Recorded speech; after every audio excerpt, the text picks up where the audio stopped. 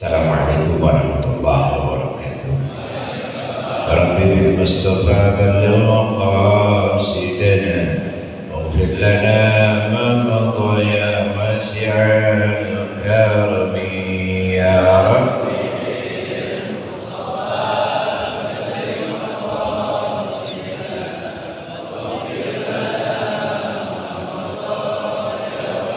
Muhammadun zikruhu Rahul li'anfusina Muhammadun syukruhu fardun ala al-umami ya Rabbi.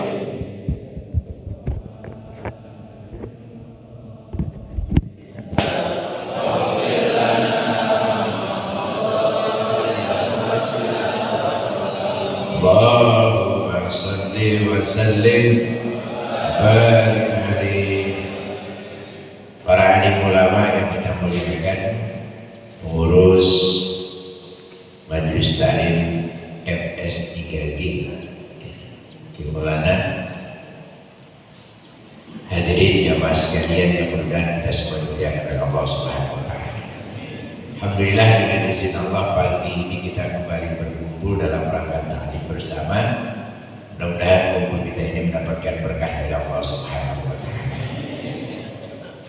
Jadi sekalian, saya diminta untuk nerangin tentang nisfu Sya'ban ini. Ada hadisnya, cuma tata caranya yang berbeda. Dalam sebuah hadis Nabi mengatakan bahwa malam nisfu Sya'ban itu pernah Jibril datang kepada beliau. Malam ini katanya ada 300 rahmat Allah yang akan diturunkan, sehingga Rasul memuliakan malam nisfu Sya'ban. Caranya bagaimana? Beliau bangun tengah malam, melakukan sholat tahajud, kemudian zikir kepada Allah, paginya puasa. Itu yang diajarin Nabi. Kita begitu kan? Yang kita lakukan bagaimana? Yang kita lakukan mana? Habis maghrib baca Yasin, besok pagi madang gitu ya. Saudara, ini bid'ah apa kagak yang kita kerjain? Ini saya sambungin dulu. Sebenarnya kelakuan yang kita lakukan ini, baca Yasin 3 kali itu mulai ada zaman tabi'in. Dulu mah zaman sahabat masih ngikutin kayak Rasul. Begitu zaman tabi'in mulai berubah, dilakukanlah pada maghrib baca Yasin 3 kali, niatnya panjang umur dan sebagainya. Maka sebagian ulama bilang ini bid'ah. Sebenarnya bukan bid'ah, bid'ah sih bid'ah. Pak, bid'ah sih bid'ah. Ini kadang-kadang kita nih gara-gara bid'ah nggak ngerti bid'ah aja diribut gara-gara nggak ngerti bid'ah. Bid'ah itu sesuatu yang nggak dikerjain Nabi, bid'ah. Nah kalau gitu banyak banget. Wudhu pakai keran juga bid'ah. Kenapa? Nabi ngajarin dikucurin air seteko buat wudhu ini ya. Lelah kita di Indonesia air banyak, ngapain pakai teko? Berarti bid'ah. Nah ini kita selain kita ini kadang-kadang ngomong bid'ah, hadisnya dipotong, akhirnya jadi berantem. Gara-gara dipotong, yang dengerin pakai ada istilah bid'ah hasanah. Bid'ahnya bid'ah aja, dolar aja, nggak ada bid'ah hasanah. Cuma tuh hadis jangan dipotong. Ngomongnya lu bid'ah dolar atau bid'ah, lu potong hadis, makanya jadi pada berantem. Hadis sebenarnya bukan itu. Apa ujungnya? Kullu muhdatsatin bid'ah wa kullu bid'atin dolalah wa kullu dolalatin. Jangan lu potong tuh hadis muhdasnya, lu jangan buang. Apa itu muhdas? Diperbaharui. Sesuatu yang diperbaharui itu namanya bid'ah. Bid'ah model begini sesat. kalau sesat masuk. Kata kunci bid'ah diperbaharui. Pak, udah ada nih apa ya? Rokok persegi 4. Udah ada bentuknya kan? Kita jadi lonjong, itu namanya merubah. Nggak boleh, bener. Itu bid'ah tuh, orang bentuknya ada merubah. Bener. Nah kalau bentuknya kagak ada, namanya merubah apa bikin? Nah, dibedain dulu nih, ini kudu ngerti dulu nih. Kalau merubah berarti bentuknya udah ada. Kalau belum ada namanya. Nah kalau bikin bagaimana? Nah kalau bikin tinggal manfaat maksana. Sesuatu yang diperbaharui namanya bid'ah. Bid'ah masuk neraka. Robah sholat zuhur 4 rakaat udah ada bentuknya, lu jangan robah. Lu robah neraka lu. Bener nggak? Tawaf di Mekah udah ada aturannya, udah ada bentuknya. Bikin Ka'bah di sono ya. Bid'ah itu. Lu robah namanya. Bener. Puasa Ramadan sebulan, lu bikin bulan Syawal puasa, bid'ah, bentuknya udah ada Ramadan. Itu dolalah. Karena bentuknya udah ada, kita paham. Paham. Sekarang Maulid emang udah ada bentuknya. Dari dulu ada nggak? Agak ada. Tahlil ada bentuknya? Kagak ada. Kalau nggak ada namanya apa? Bikin. Nah kalau bikin tergantung manfaat maksana. Tahlil buat apa? Manfaat nggak? Manfaat pakai. Buat apa kagak manfaat? Tinggal yang aman. Berantem kayak gitu-gitu. Maulid ada nggak dulu? Nggak ada. Berarti bentuknya ada nggak? Nah tergantung lu. Kalau maulid buat lu manfaat, pakai. Agak manfaat, udah kelar. Gimana ini sebenarnya sih? Gampang aja gitu. Jadi berantem nggak? Nggak. Gara-gara tuh hadis lu potong, muhdasnya lu buang. Itu yang jadi berantem. Enak kan kira-kira ngomongnya? Enak orang hadis itu. Nah termasuk semacam ini ada ijtihad ulama. Kalau ulama nggak ijtihad, ini kita nggak ada yang baca Yasin itu. Percis kayak terawih. Terawih asalnya mah sendiri-sendiri. Zaman Sayyidina Umar lah berani diadain jamaah. Coba kalau terawih sendiri-sendiri sekarang banyak ada di sholat. Sepi. Bener. Kira-kira bagus ada hidayah. Karena bentuknya kadang-kadang Nabi bilang harus bikin, enggak. Nabi cuma ngerjain ini. Bukan wajib itu. Bukan perkara yang pokok. Jadi boleh kan? Cuma Nabi malamnya baca apa? Zikir. Zikir yang terbaik apa? Baca Quran. Betul. Maka ulama ijtihad kalau itu udahlah, daripada kosong sama sekali malam nisfu Sa'ban, terus dua aja bisa maghrib baca Yasin 3 kali. Itu kenapa Yasin dibaca? Satu, karena mengagungkan nama Nabi gitu. Emang Yasin artinya apa? Pak, Yasin artinya apa? Ya kan sering baca. Yasin artinya Yasin itu innaka laminal. Udah ada jawaban sudah di sini. Yasin itu apa artinya? Innaka laminal mursalin, sesungguhnya engkau yang Muhammad utusan Allah. Berarti arti Yasin apa? Nabi Muhammad namanya Yasin. Nabi Muhammad namanya ada berapa? Nabi Muhammad namanya berapa? Banyaknya berapa? Pada baca selawat kan kita udah Nabi mana ya? Jumlahnya berapa? 210 nama Nabi. Di antaranya Yasin, Toha, yang kita baca Toha ya Bibi. Ya, apa sih Toha ya Bibi? Semut ya. Toha ya tuh toha obat. Itu kalau kata ilmu apa namanya ilmu aurat, toha itu abajadun hawazun, tok itu adalah 6, tok itu adalah 5, hak itu adalah 9. Toha artinya 14 itu adalah bulan purnama. Nabi itu bagaikan bulan purnama, makanya jadi obat buat semua manusia. Itu maksudnya toha, nyampe ke sono.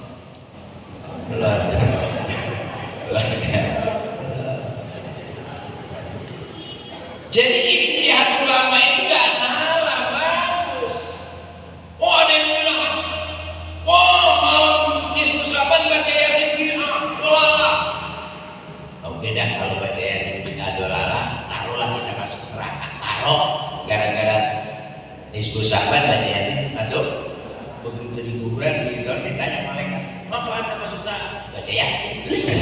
Masa baca Yasin masuk neraka? Emang ada begitu? Lucu ya, masa orang baca Yasin masuk neraka?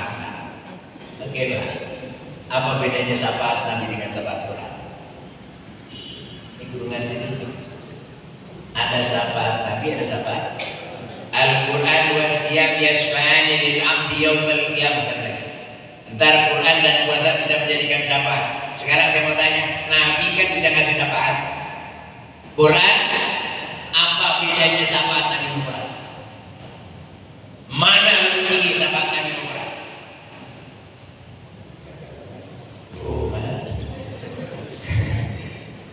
Syafaat tertinggi itu Quran. Kalau syafaat Nabi mungkin aja habis digebukin kita baru diangkat. Benar? Udah digebuk jarang datang yang apa bosnya saudara kita lah ponakan dulu udah digebukin. Kalau syafaat Nabi mungkin aja kita udah digebukin malaikat baru diangkat. Tapi kalau syafaat Quran nggak mungkin tersebut. Ketika orang itu katakan saya ini orang hafiz Quran yang banyak mengamalkan Quran, cuman kan setiap manusia ada dosanya, betul? Ada salah nggak manusia? Setiap salah wajib nggak disiksa. Nah ini orang mau disiksa karena kesalahan. Begitu mau disiksa, Al-Quran suratul Baqarah termasuk Al-Waqiah nongol jadi makhluk. Ya malaikat, kalau kau bentuk dia, kalau kau cabut dia, di situ ada aku. Berarti kau sama dengan menyambut aku. Aku adalah alam. Quran nanti lu berani gebuk dia, gua ada di dalam. Lu sambil gebuk gua kan kamu. Lu berani mau?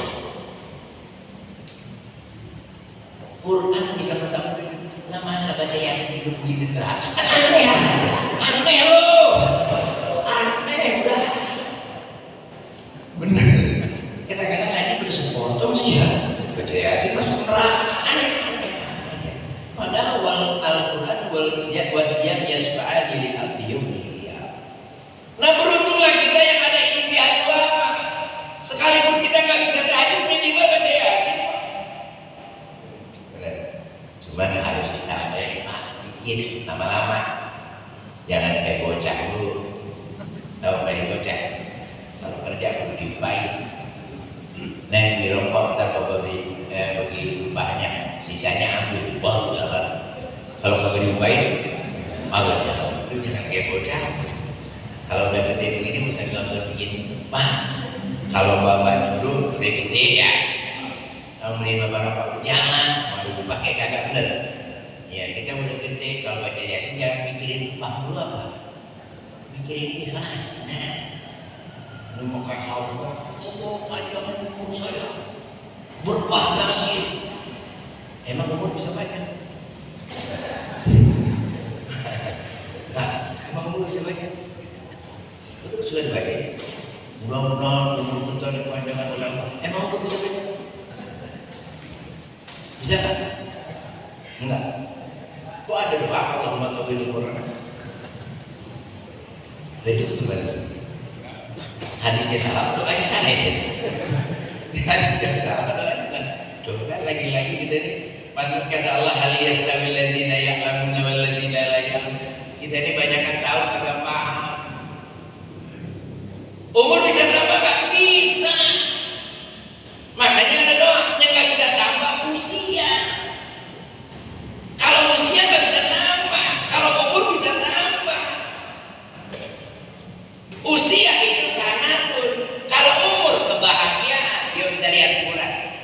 Innama ya'muru masajidallah. Apa arti umur itu? Apa? Orang yang memakmurkan. Memakmurkan itu artinya apa? Membahagiakan. Arti umur apa? Bahagia. Ya Allah, panjangkanlah kebahagiaan saya. Usia boleh pendek, yang penting bahagia. Kalau perlu sampai kiamat bahagia terus, sampai dalam kubur bahagia terus. Itu maksudnya tauhid umurana. Kalau usia maka bakalan nambah. Telah meninggal dunia Bapak Ahmad bin An dalam, nggak ada bilang umur, usia habis. Jadi jangan suka nyalain hadis, hadisnya bener, pikirin. Jadi umur bisa panjang, usia kagak. Allahumma tawil umurana, jangan dibilang macam-macam, ini mau dijelas. Kadang-kadang tahu kagak paham yang pernah saya bilang. Zaman sekarang kan zaman gampang ya, zaman Google.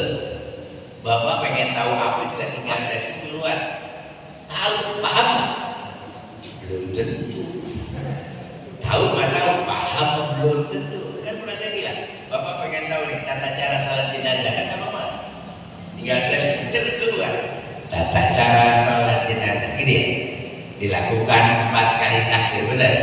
Kalau mayitnya laki-laki niatnya usolli hadza mayiti, kalau perempuan nazihin mayitati. Judulnya apa? Sholat. Kok niatnya hajar mayit? Kok bukan hajar jenazah? Kan judulnya sholat jenazah. Usul tata cara sholat. Kenapa usolli hajar mayit? Kok bukan hajar jenazah? Jangan-jangan kagak ngerti nih beda jadi mayit dan jenazah. Jangan-jangan udah ngerti. Ya. Ini gara-gara kita tahu kagak paham masalah tadi usia dengan umur. Jenazah sama mayit mah jauh beda. Makanya kudu ngerti.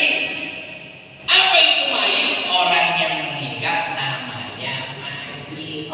Yang meninggal, tempat bawa mayit namanya kurung batang. Bahasa kita udah tahu dah. Selanda bahasa sonoan. Kurung batang, tempat mayit kurung batang. Kalau yang meninggal mayit. Ketika mayit masuk ke kurung batang namanya jenazah.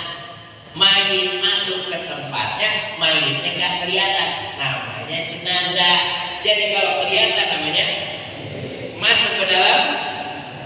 Kalau kerandanya dibuka, mayit lagi. Paham tuh? Paham tuh? Jadi kalau Anda sholat jenazah, lihat dulu itu kurung batangnya dibuka apa kagak. Kalau kurung buka dibuka berarti kelihatan. Ini pakainya hajar mayit. Kalau mayitnya nggak kelihatan, ditutup sama kurung batang, namanya hajar jenazah. Kenapa hajar jenazah? Mungkin aja di dalam bukan mayit, bisa aja udah melingkar salah bawa. Iya, bener nggak gitu? Bisa jadi kopong. Ya nggak, dibawa kagak ada orangnya, ada nggak? Maka ulama bilang kalau nggak kelihatan hajar jenazah, kalau kelihatan baru hajar mayit. Ini mah kelihatan mau kagak hajar mayit, hajar mayit. Tadi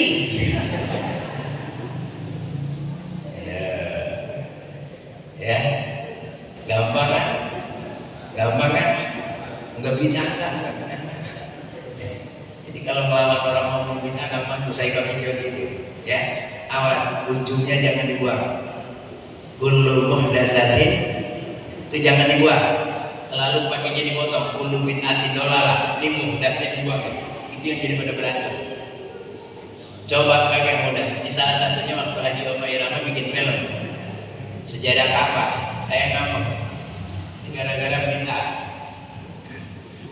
Oma bilang di gedung hara apa bid'ah, katanya ngatur tujuh juga bid'ah. Saya bilang sama dia, membicarakan bid'ah dengan bid'ah timbul bid'ah baru, menentang bid'ah dengan bid'ah timbul bid'ah baru. No, bid'ah ntar motor juga gak ada bid'ah, ntar mungkin ada pelan-pelan. Benar? Membicarakan bid'ah dengan bid'ah timbulnya bid'ah baru. Saya bilang selesaikan dulu kalimat ini. Kalau kalimat ini diselesaikan, insya Allah selesai. Kenapa? Gara-gara dipotong hadisnya